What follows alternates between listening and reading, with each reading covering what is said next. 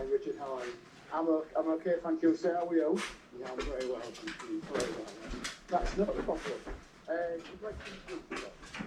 Yeah, my name's John Paul, and I'm the founder and the Seated Gun, a media concept that's basically a month old, really to focus on the fantastic sport game shooting. Shall we jump straight into the questions, sir? Absolutely. How did the seated gun come about?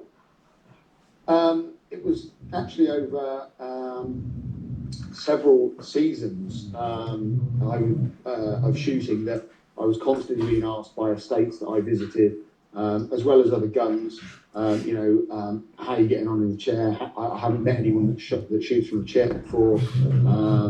How do you find getting about the estate, and so on and so on. And it was more the guns than it was the estates to start with, to be fair. Yeah. And I think a lot of the guns were sort of initially shocked that someone in a chair was holding their own, and probably on most occasions, beating them at what they thought they were exceptionally good at. That's it, yeah. Which is, it's a great compliment to have. And then it sort of progressed from there, and the estates, a couple of the estates then sort of said to me, look, we believe there's a market for guns that aren't as able anymore. It's one of those very delicate topics, I think, isn't it? Where a lot of people don't really know how to address the sort of the issue. So one of the first was Frank up at Ripley Castle, Frank Body at Ripley Castle, who runs the Ripley and the Mount Garrett estate shoots. Yeah. And fabulous estates, fabulous locations, but just simple little things that just needed tweaking to make it a little bit easier for people to get around. So don't get me wrong. I mean, I use a wheelchair to get around and following a very bad motorcycle accident some years ago. But it was more the fact, I think a lot of the estates have cottoned on to the situation now that a lot of their syndicate guns and of course visiting guns are now getting to an older age. Yeah. And so they're not very good at walking through ploughed fields, or they're not very good at walking up 10 very steep steps and carrying lots of bits, X, Y, and Z. So that's how it sort of came about, really. Yeah, I mean, obviously, predominantly, it's hard when someone says something about disabilities. My son's got autism, but you try not to offend people with disabilities, kind of thing. Now, obviously, in the current era, we're trying to make it as accessible as we can for yourself or for anybody with a disability to get into a shop, to get on a bus. Yeah. You see the buses now, they're coming down, kind of thing. I think it's amazing what you're doing, because you're actually, projecting our sport out to the wider public and saying, you are acceptable to come into the field. Don't get me wrong, there's some amazing clay groups out there that kind of do a bit of both as well. Absolutely. Which have caught my eye, since I've kind of literally put your post up. But yeah, I find it amazing what you're doing. I really do.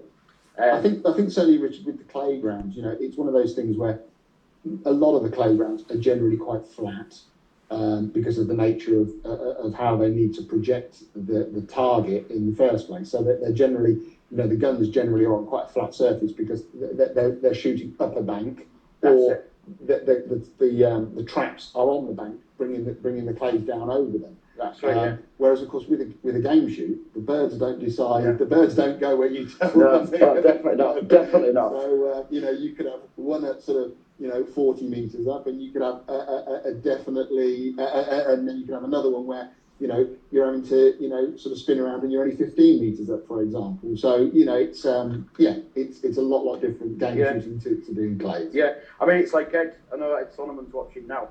And it's like him, he'll say footwork. On your second shot, if the clay's coming or the bear's coming at a different angle, you've got to move your feet, move your body. Absolutely. Obviously, that's a total kind of...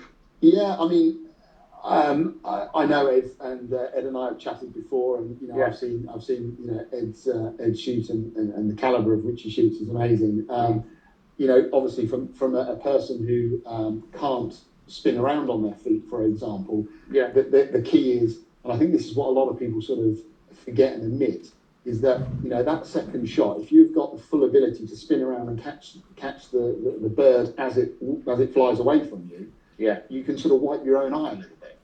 Whereas when you can't do that, you've got to actually be a better shot than everyone else. Exactly, yeah. Your first 2 shots, that's the end of it. You don't have the chance to spin around and collect it with the second shot if you haven't hit it with, you haven't hit it in front of you with the first 2. Oh, definitely, yeah. So yeah, it's a challenge. Yeah, I mean, obviously the word preparation is key.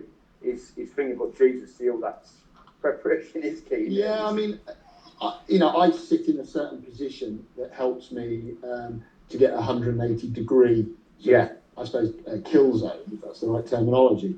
And I've sort of taught myself that the way I like to shoot is I prefer to take the quarry further away than waiting for the first shot to be directly above me and the second shot to be past me. Yeah. Which obviously, again, changes how you game shoot, because obviously you want to make sure you make the right contact with the right shot, so that no animal is suffering when it is shot. So it's a clean kill. Yeah. But yeah, I just decided, and I just teach myself, and I just make sure that if I shoot, I do go for the quarry that's further away, so that I then have much more time to pull through for a second shot before it goes past me. Yeah. Well, you're certainly a good shot, John Fox. I've never seen so many comments. That's very kind, thank you. Come up on the comments saying how amazing you are. What's the reason behind it? Obviously, we've kind of covered. Yeah, I mean, I think, obviously when you're a gun, you go to your regular shoots, whether they be syndicated or whether they be, Guns on Pegs a paid day or a commercial let day. And I think, you do come across some really quite colourful characters, and that's the whole part of the whole sport, isn't it? It's the enjoyment of the sport. Definitely, yeah. It's not just about rocking up and shooting a few birds and going home for the day. It's about the social element and having the giggle, the banter, and a bit of that Mickey take going on with other guns, and I can't believe you missed that, and this type of conversation. Definitely. Yeah. From there, I think, really, I suppose what sort of encouraged me to sort of do it was the fact that a lot of people who have had injuries, who have been injured, regardless of what it might be, whether it be an industrial injury, a war injury with all the current conflicts, or whether it be a motorbike accident like mine, there isn't a reason why you should have to stop or not be able to try something that you really want to have a go at. That's it, yeah, definitely, yeah. I think, let's be fair about it, if you're stood up and you want to have a go at water skiing, you just wander off and you go and have a go. Or if you want to ride a bike, you go and have a go, or ride a horse. Yeah. When you might have an amputation, so you've only got one arm, or you're in a chair, or maybe you've had a stroke, so you have your left side's not great, or whatever it might be. There is an element of the fact of, I think you become a lot more conscious of not only not being able to do it to the same level or better than the next person, but also, are you hindering anybody? Yeah. And I think for me, that the point of the seated gun is really just to sort of say to people and to show people, especially disabled or mobility impaired people, that in actual fact you can crack on and have a better day than most of the other guys, because you're more focused to start with if you want to do it, and that was really the drive for it, really. Definitely, yeah. What will the 60 gun be offering, like the subscription on YouTube and things like that? Yeah, we've got obviously we've got the Instagram page. I'm back. Which, no worries. We've got the Instagram page, which has been going circa about 3 and a bit weeks now, and I think we're just a little bit shy of 400 followers on there, which is great, and there's some fantastic names on there that are following us. Yeah. Ideally, we'd like to get that, up into those thousands, because, the more awareness and the more followers that we've got that are then sort of sub-following it through a friend or a friend of a friend, it's the key to making everyone a little bit more aware. And also, raising the exposure to people that probably wouldn't try and look for an opportunity to shoot because they think that they can't. Yeah. So that's the first key, is that we're really pushing the Instagram. We want to get that really high into the thousands. We want to get plenty of followers on there. We've got the YouTube channel, which we've got a subscription on, and it's a free of charge subscription. People can subscribe on there, and it will give them drop them an email or whatever when new videos come up, new films. So what we're unfortunately, we're a little bit delayed at the minute just due to the dreaded lockdown. But what we're trying to do at the minute is sort of build the profile a little bit. So we're encouraging, we want to encourage all sorts of different things. Yes, okay, the focus is going to be on game shooting. Yeah. But, we want to sort of show people the build up to the season, how to, get their eye in by visiting the playground, by spending a couple of hours on, shooting high towers, if that's what they're aiming to do in the season. Yeah. Doing maybe things that they haven't done before, showing people that are in chairs that by going to a playground and shooting, it still can be done. Definitely. And then in addition to that, we're looking at reviewing equipment, which again is a massive issue for a lot of people, especially that are mobility impaired, just due to the fact of, as I'm sure you're well aware, someone wandering around a field with an 8.5 pound gun is going to be hard work. Whereas they can get the same result from a 7.5 pound gun, but they just need to use a slightly lighter load, but maybe a better load. That's it, yeah. That's it. And we want to talk about that sort of thing, and we want to sort of help people and educate and sort of, I suppose, just raise, again, a little bit of the awareness that you don't have to do X because it's, what everyone does. You can do your own thing and get the same result, if not a better result. Oh, that's it, yeah. We've got some other things happening as well. Sorry, we've got some other things happening. We're working alongside Natalie from Krawan Gun Dogs, who's an absolutely astounding trainer. So we're going to do a film on her where she's going to just sort of allow us the opportunity to film how she keeps her dogs in tip-top condition and keeps them on the boil in the off-season, ready for the season. Brilliant, which would be great because I've got gun dogs myself, and you sort of do lapse a little bit when the season finishes to give them a bit of a holiday, and then it's the hard work trying to get them back up to speed again. Oh, definitely, yeah. So we're going to be looking at that, and then of course we've got all the estates that we're visiting. So this season we will be at Ripley and Mount Garrett up in Yorkshire. We'll be at Water Priory up in Yorkshire as well. We've then got Leckwedigarth, Sweetlam and Ridgeway. And then we're doing the Bettis Hall estates with Nigel and the Evans family. So we'll have Bettis Hall itself, Kempson, and Mousmere, which will be good fun. Yeah. And then we're going to be going over to Beaver Castle over in Rutland. So we're going to be filming all of those, and they're all going to be filmed and photographed with Jeremy Pascoe, who is a very, very kind supporter of the seated gun. So what we've sort of tried to do with the seated gun is to have key supporters that can provide the best of what we need to show people. So Jeremy is an astounding field photographer. So he's going to be taking pictures. We've got a film crew joining us as well. So they're going to be absolutely brilliant. Yeah. Doing all that type of stuff. We've got we've been very kindly supported by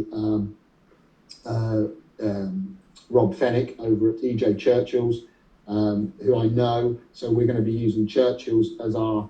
They're going to be a key sponsor to the seated gun. So we're going to be there. We're going to be doing some film work down there. We're going to be interviewing Sean, who's of course the one of the ex-world champions down there, and he's going to be giving us some ideas.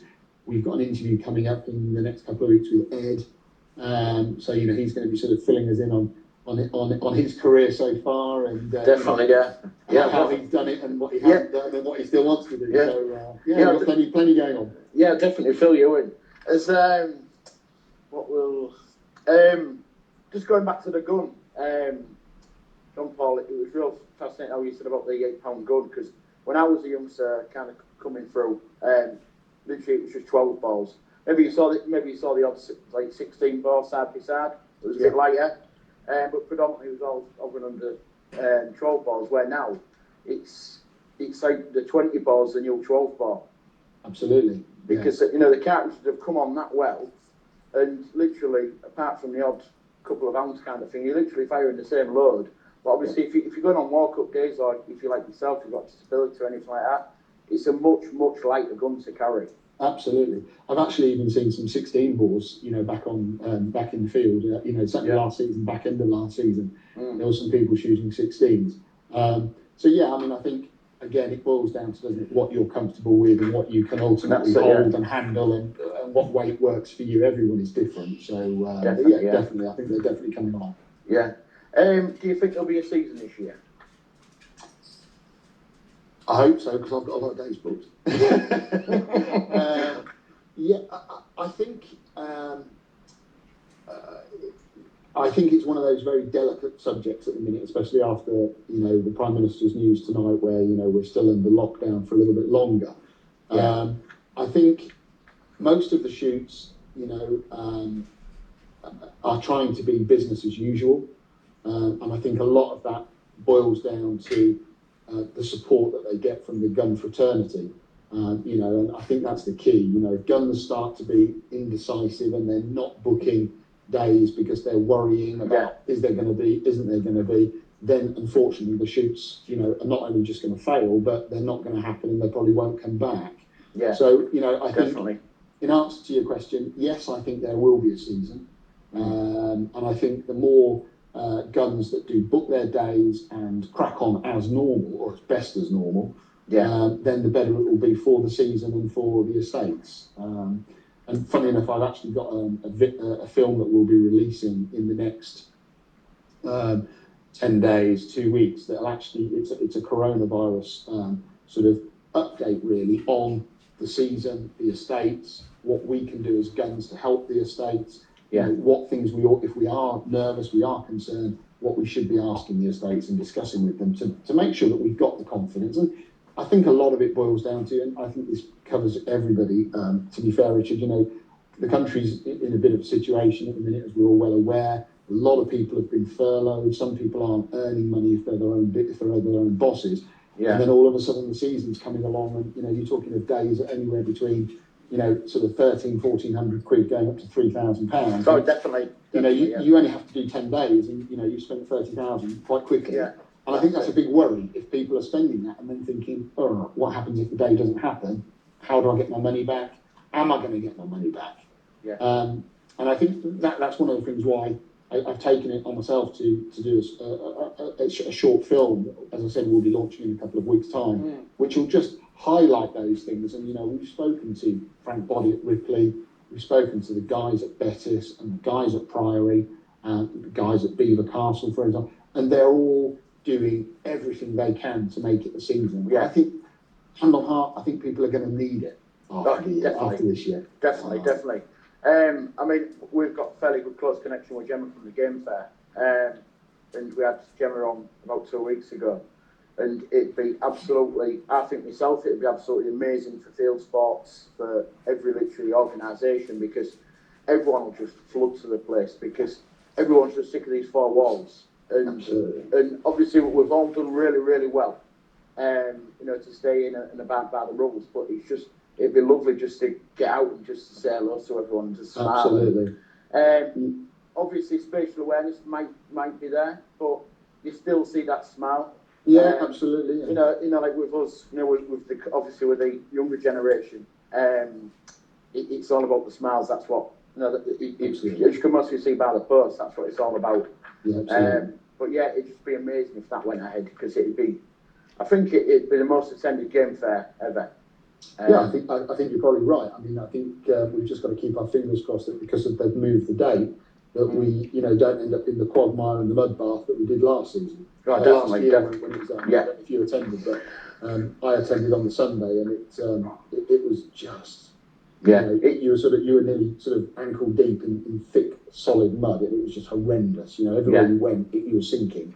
That's it. But I mean, that's, I suppose, as a field sport and as a country sport, I think most of us are used to a bit of mud. That's it. So we can live with it as long as we're there, I suppose, which is the key. Definitely. Last question before we pass you on to the lovely followers. What's your advice to guns? In regards? I'd say safety in the field. Let's go for safety in the field first.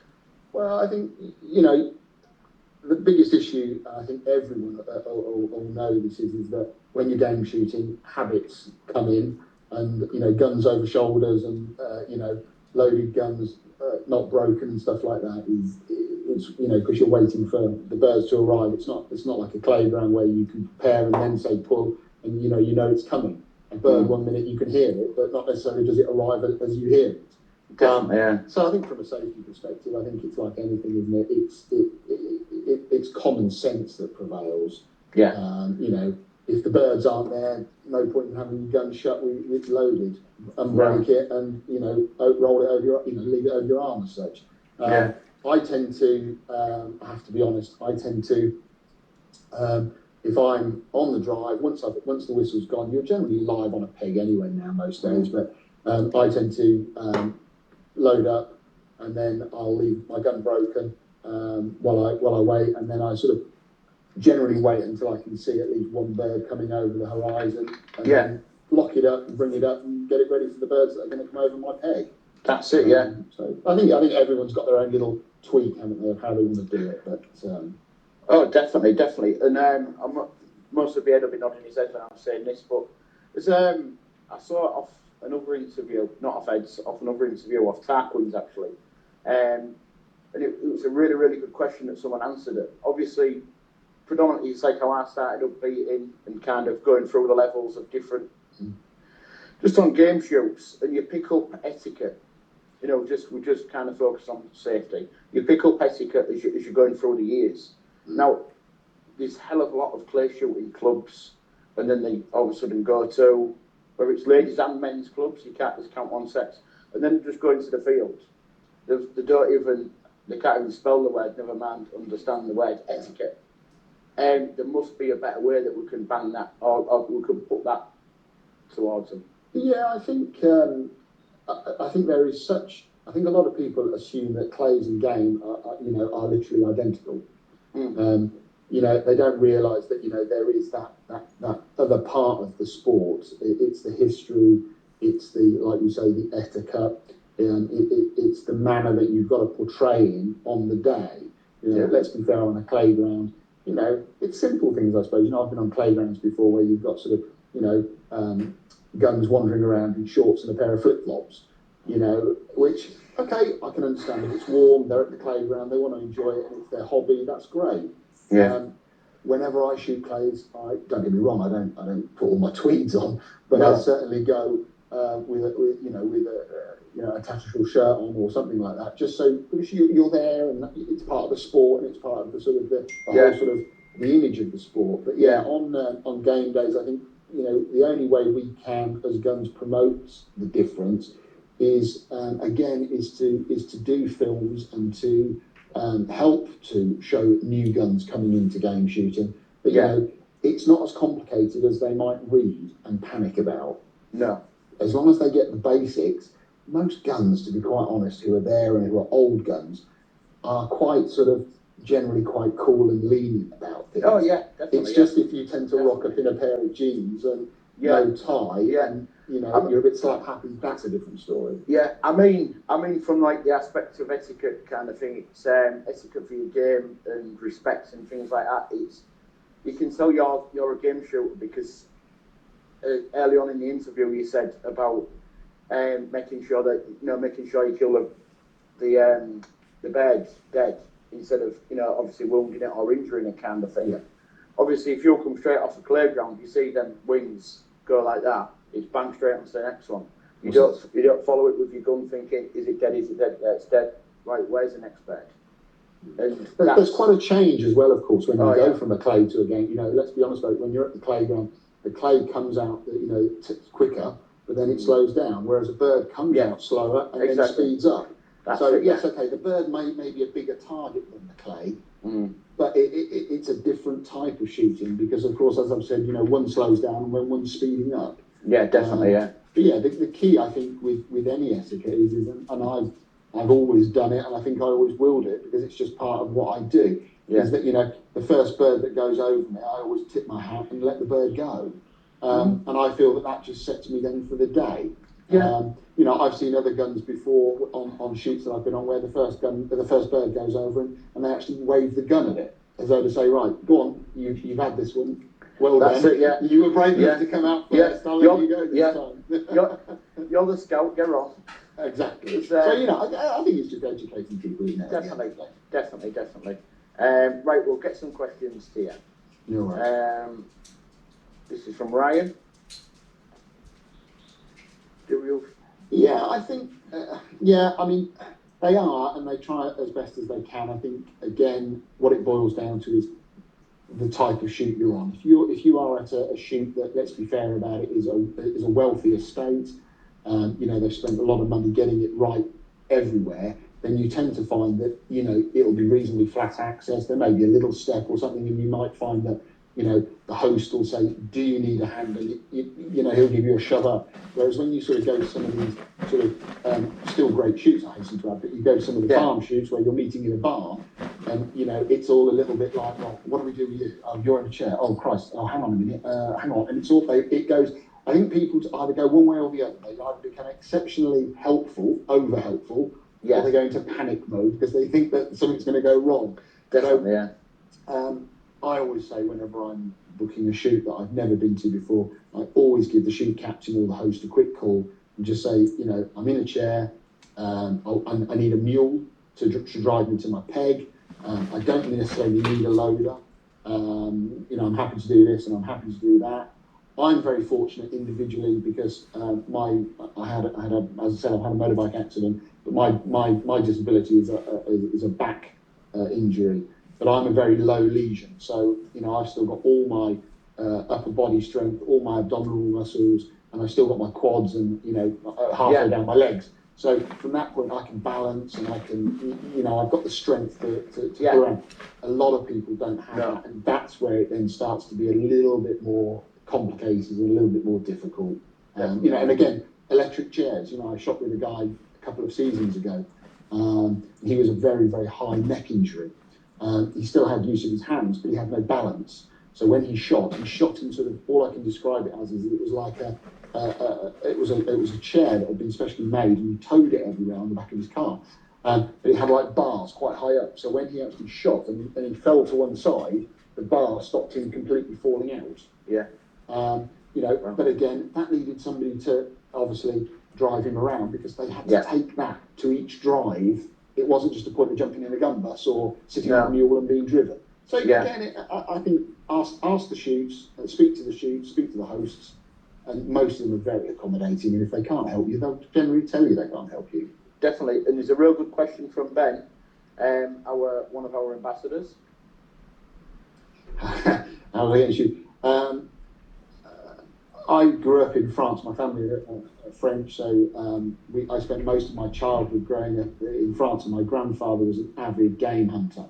So from a very, very young age, there was always guns in the day, not as it is now, but there was always guns or a rifle on the deer legs, on the wall. There was always, you know, we always ate game, so it was always wild boar predominantly, or pheasants, partridge, and so on and so on. So it was sort of ingrained in me from a very young age that was just what the men did, and what we, at the time it was the men, now it's of course very much the ladies. My auntie's a cracking shot, and she's now sort of taken the mantle of shooting all the time. But yeah, I think from my point, yeah, it was just sort of drummed in at a very young age, and I just carried on with it until at the end of the day I had my accident, and of course then I didn't do it for a long time.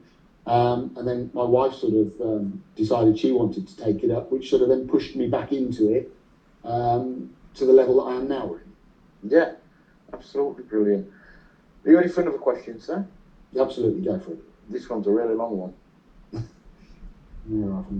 just fit a shotgun safe in my hand. Do you think it would be hard for me to get a pigeon? I can't see the end of that question. Is it a pigeon? A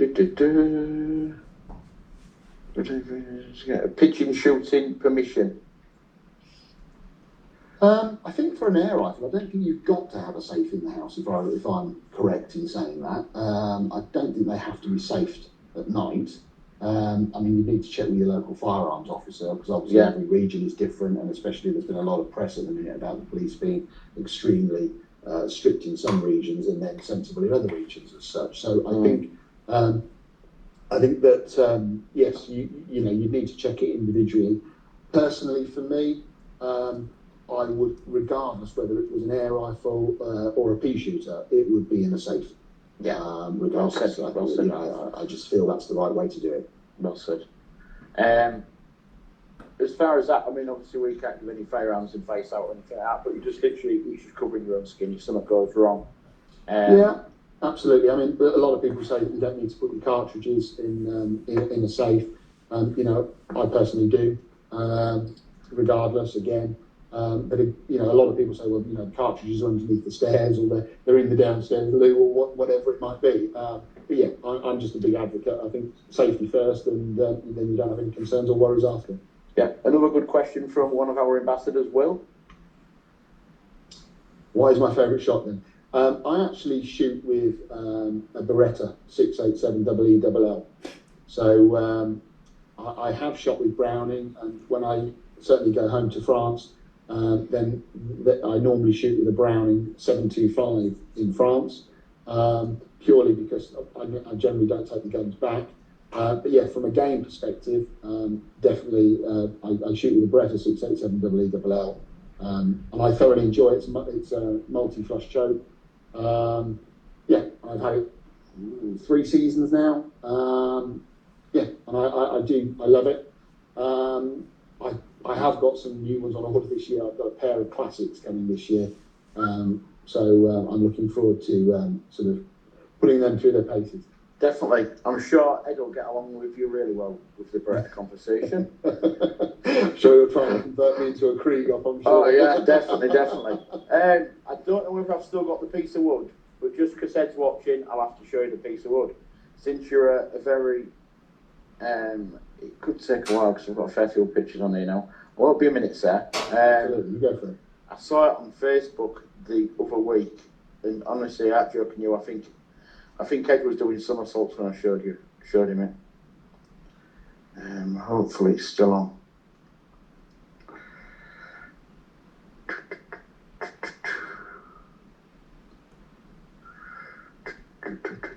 Just looking for the pictures now.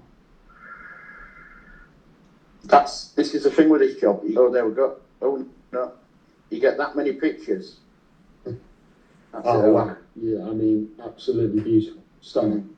And I would, you know, if you get a London oil finish on that as well, I would imagine that would be absolutely beautiful. Stunning. It's that's one of Ed's favourite guns. Yeah, beautiful. I'm actually really fortunate because when I bought my Beretta 687 EELL, it had actually been done for a client that actually then decided they didn't want it at the last minute. Oh, right. And he'd actually selected a grade 5 wood on it. So it's got the stunning patina on it, and I've just had that London oil finished, and yeah, that's beautiful. Just finished it. Right, next question. We'll go from Faye. Faye, another one of our ambassadors. I will ask some of the other questions, by the way. Would you change anything about sport and why? Or the sport and why? I think every sport, you know, has got tweaks and things that could be done to it to improve it or, you know, change it in a manner. But I think in general terms, the answer is no. I think from the enjoyment factor the sport gives and how it gives it, then no, I don't think I would like. I don't think I'd change anything about it. I certainly wouldn't want to see the level of sort of the level of game shooting change. I think it's a sport that yes needs to happen, and the backup and the input that it gives into all the other businesses that help support it, and the couple of £1 billion it puts into the economy is a fundamental part of what the UK needs. Yeah. Jason said, what type of cartridges do you use? I am an absolute avid advocate of Ely. So I don't use anything else other than Ely, and I'm a Zenith man through and through. So I normally start the season, and I don't start shooting in September generally, unless it's a very good or very early partridge day, where they're sort of pretty much guaranteed to fly as good as grouse. But I tend to start shooting circa about sort of early October. So I start with a 30 gram 6 or 6.5, And then as soon as the pheasants have started to get a bit of plume on them and they've started to get a bit of weight on them, then ultimately I increase. If I'm down in Devon or in the Welsh mountains and such, and the birds are high, the Lecweddy Garth of the shooting rod, then I'm generally up to 36.4.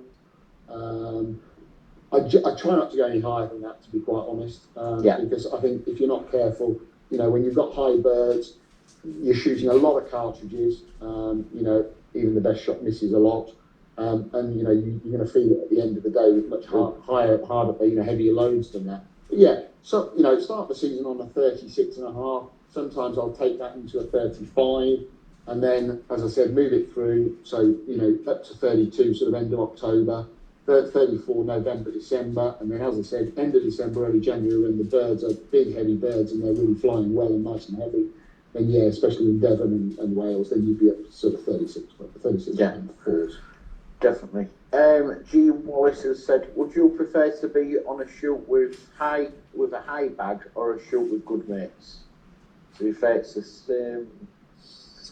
It's one of those questions, isn't it, where you want to be able to shoot a lot of birds because that's what you're there to do. Yeah. But in the same angle, it's also about the banter that you have and the camaraderie you have with the other guns. I'm quite fortunate. I tend to shoot with a team of guys that I probably do 50% of my season with, that we shoot together and we know. So, to be honest with you, whether there was 100 birds in the bag or whether it was 500 birds, that's it. It's irrelevant because the day is a day with the lads and it's a bit of a giggle, we're all having good banter together, and it's as much about chatting about lots of other things as it is about the game shooting. But of course you always want a good sized bag. But again, I'm not an advocate of these sort of 500 bird bag days.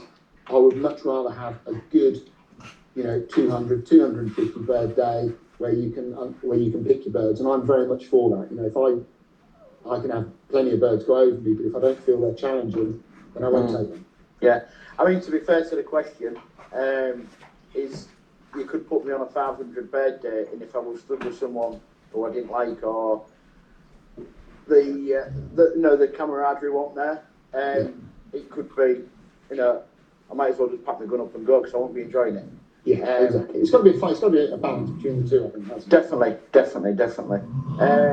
What's your best memory while out in the field and best shots, etc.? I think I'd probably, memory-wise, I do like shooting in Yorkshire. I love the Ripley Castle estate. I'm a big fan of Frank Boddy and how he runs the estate and the shoot. It really is second to none. And I've been quite vocal in saying, both on his website and to other guns, if it was the only day that if I was only allowed to book one day in a season, I would book it with Frank. So I think memory-wise, there's lots of great memories up at Ripley. I certainly had a great 3 seasons ago. They had a selection of Dutch chaps that had brought their sons over, and they had 3 or 4 American couples there shooting. And they asked me to backgun on 2 of the drives, and I think on one drive I took 62 birds on one drive. I had a great day. It was fantastic. I mean, I don't think, in the nicest manner, I don't think the guns in front of me were particularly great shots. So I don't think that was me shooting over them. But I think certainly Dave, who's the head keeper up there, came up to me sort of afterwards and just sort of said, "And Christ, you're here, JP, otherwise we'd have never met the bag." So that was a great memory. I've certainly had a couple of drives. I had a great day, a couple of days down at Bettis with the Bettis Hall boys last year, where I think on 3 drives, I think I did 10 birds from 11 shots on the first drive, and then I actually managed to hit 3 with 1 cartridge, believe it or not. So there's all those things, and I think everyone's got those sort of, did I actually manage to do that sort of thing? But we've had some good days. That's right. This is from Lizzie. This is one of our other ambassadors. No, I only shoot rifles when I'm down in France, purely for wild boar. So I don't do any rifle shooting in the UK at all. What?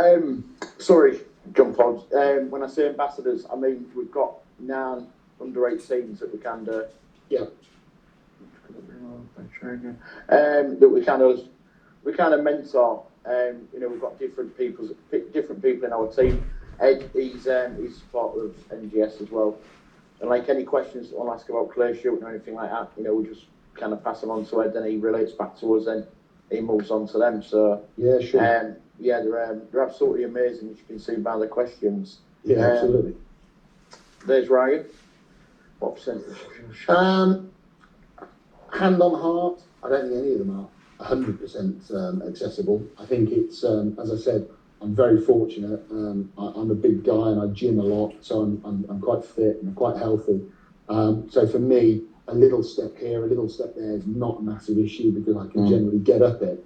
But I think all shoots, somewhere down the line, either, you know, there's a step up or there's a step down, or the parking might be on thick gravel, or you know, lavatories are not accessible, or the doorways aren't wide enough, or the door opens in so that you can go in, but then you can't shut the door behind you, or something. You know, there's always some little tweak that needs to be made somewhere. But yeah, you know, it's. I think again, it's about how you ask what and where you go. Oh, definitely. Another message from one of our ambassadors, Harvey. What do I enjoy about the sport?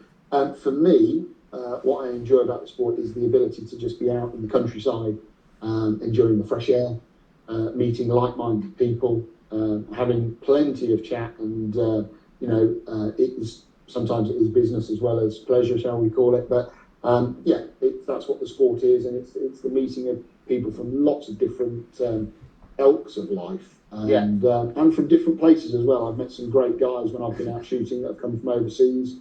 I shot a couple of seasons ago with one of the advisors for the Trump, for Donald Trump, and it was quite interesting whether you're an advocate of Trump or not. It was quite interesting to hear how it actually works and what goes on and what doesn't. So yeah, you know, shot with lots of really nice people, and I think that's part and parcel of what I enjoy about the sport. Definitely, brilliant answer. I think we've already kind of answered this. Yeah, I think we've had the same question, but yeah, a good mix of the two. Facebook, one of our ambassadors, who inspired you to shoot and what made you fall in love with the sport? I'd probably have to say it was my grandfather. You know, I was very close to my grandfather before he passed. So, you know, what he did was something that I always wanted to do. And I think he was quite happy wanting me to sort of follow on a family tradition of, you know, shooting and, you know, carrying it on as it had always been done. So I would say my grandfather. And then certainly, you know, as he's passed away a long time now, but, you know, certainly after my accident, then I would have to say it was my wife that really gave me a bit of a kick up the bum. And sort of said, look, you know, I want to take the sport up, and if I'm going to take the sport up, I want you to help me, and I also want to be, you know, I want you to be part of it. So, you know, brilliant, get on with it. And she, you know, she gave me a bit of a kick at the backside, and sort of, you know, and I think, you know, for me, there's, you know, regardless, I would say I'm quite a confident guy, but, you know, there's always that element of, you know, how are people going to accept me? How are they, you know, I'm going to turn up in a chair. Is that going to be an issue? And like she said, you know, at the end of the day, let the shooting do the talking. And if people have still got something to say about that, then they're going to have a shock. And that's exactly what I've done, and I've just carried on like that from the start. Definitely. Dan's put, are you coming back to Ripley this season? I am, Dan. I'm back at Ripley on the 3rd of October, which is a Saturday, I believe. I'm up there with the day. There's a team of 5 of us coming up to join. It's an 8-gun day, but there's a team of 5 of us coming up. So yeah, we're back up on the 5th. Brilliant. In the future, do you think there will be a group for disabled people into shooting? I think a lot of disabled guns tend to stick with clays for the obvious reasons. There's not a lot of mud. You know, it's a sport that is promoted via the Olympics and so on and so on and so on. So I think people tend to see that, whereas, you know, you don't see you don't see game shooting in the Olympics, and I think people sort of see that as quite a sort of an affluent, rich man's sport because they not necessarily know a lot, a great amount about it.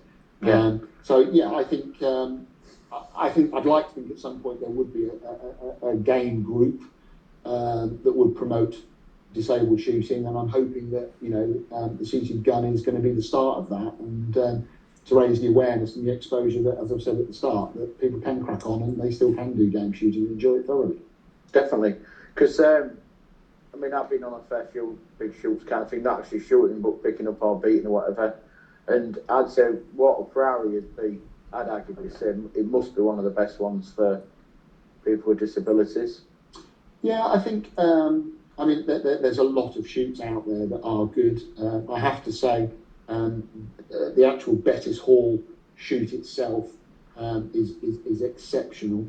Yeah. Purely and simplistically for two key reasons, I think, to anybody in any type of situation, similar to me in a chair, or whether that be difficulty of walking, and that is the fact that it's a flat entrance to get into the actual dining and the meeting area, so you can actually you can go in, and especially when you're a single gun, you turn up and there's people there, and then you can't actually get in, and you've got to wait for somebody to bloody help you. It becomes a bit embarrassing. So if you can just, like, if like anybody else, you just open the door and you just go in, and you can walk in, you walk in pushing, whatever you want to, however you want to refer to it, you make your own way in, and you can introduce yourself as anyone else. You're straight away, you're on par with everybody else. Of course you are, yeah, definitely. So yeah, the Bettis Hall estate was superb. Nice, easy, accessible toilets, which is great for anyone that has is in a chair, or needs that extra space to turn around, or whatever it might be. Yeah. As I said, Frank up at Ripley is super. There is a small step to get into the castle for breakfast in the morning, but it's nothing that anyone would be worried about. And then when you go to the shoot lodge, there are 6 quite high steps down to the shoot lodge. But Frank's superb. He gets all the other guns in first, and then he shouts 4 or 5 of the beaters over, and they lift you down in the chair, so you're not having to get out of it or whatever. No. They lift you down, and there's no embarrassment about it. It's just, it's nice, it's straightforward. And last season, in actual fact, following my visits to Ripley, I assisted Frank, and what he's actually done now is he's put a ramp in down to the lavatory area, increased the size of the lavatory area, so now it's completely accessible for guns in wheelchairs, electric chairs, whatever. So it makes a big difference now. Yeah, huge. Definitely. Brilliant. Definitely. We've just got time for a few more questions. We've already covered that. We've covered most of them. Sorry. Just before we go, we've kind of covered that. I was about to say how would you improve the sport, but as I say, we've already covered that one. Yeah, we've sort of covered that throughout a few. Yeah, definitely. Yeah. We've kind of covered everything. It's been good, but just as NGS, talking to the seated gun, I'd love us to work together. Absolutely. Well, to promote each other or anything kind of thing. Well, like you've already said, you've got sort of a few ambassadors there. I'd be more than happy to be an ambassador for you and help you with any of your accessibility, mobility issues for shooting. More than happy to do that. Not an issue at all. And sort of give you any advice, if any of your followers want any advice on which shoots to use or which shoots are best to go to, and they've got specific needs, be more than happy to help. Yeah, but it's the thing. When I was a kid, growing up, it's always nice to look up at someone, aspire to be someone, or and that's one word that I've kind of picked up. You're very, you are aspiring, because it's hopefully. You are, because obviously after your accident you could have just said, oh, never mind, silver guns, that's it. Yeah. But you've had that, you've still had that little bit of fire in your belly, and you thought, right, here we go. Obviously your wife's kind of kicked you up the backside. Yeah, she helps to push me to the forefront. Yeah, but again, it's all the family thing that that's what it's all about, isn't it? Absolutely. But yeah, you're doing an absolutely amazing job. Carry on. Thank you very much. That's very kind. We'll share your page most weeks. Or brilliant. That's very, very kind. Every week, should I say. That's very Right, kind. set. Oh, Questions, conservation. that's lovely. Thank you very much. That's very kind. Thank you very much. There's and I hope Fred is in bed. Or I hope his thing is. There's right. We've only got a couple of minutes left, John Paul. So before we get cut off, I'll wave you farewell. Yes, absolutely. Lovely to speak to you, and thank you for the time. No, absolutely amazing interview. It's been one of the best that I've had, to be fair. Thank you very much. That's very kind. Yeah, it's real good just to kind of sit back and just literally listen to the person you're interviewing kind of talk away. It's been really good. Brilliant. Thank you. It's very, very Interesting. kind. Thank you very much, sir. We'll see you soon. All the best. Same to you. Bye. Take care. Bye-bye. Bye.